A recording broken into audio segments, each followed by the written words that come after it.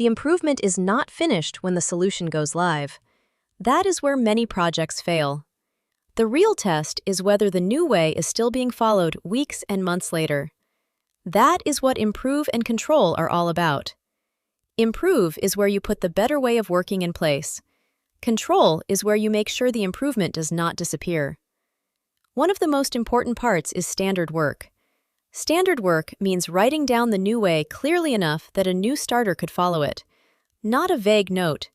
Not something only the project team understands. A clear, step-by-step guide that explains what needs to happen, who does it, when it happens, and what good looks like. Then, use visual management. If the metric matters, make it visible. Put the key measure somewhere the team can see it every day. That could be a dashboard, a team board, a daily huddle, or a simple tracker. The point is simple. If nobody can see the measure, nobody can manage it.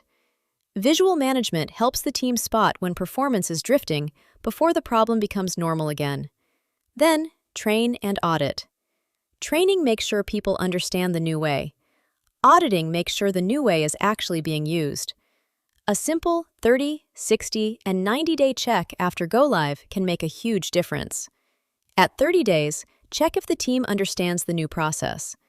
At 60 days, check if the process is being followed consistently.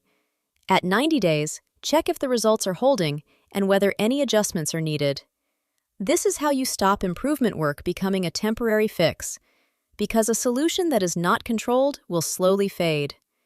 But when you standardize the work, make the metric visible, train the team, and audit the process, the improvement has a much better chance of lasting.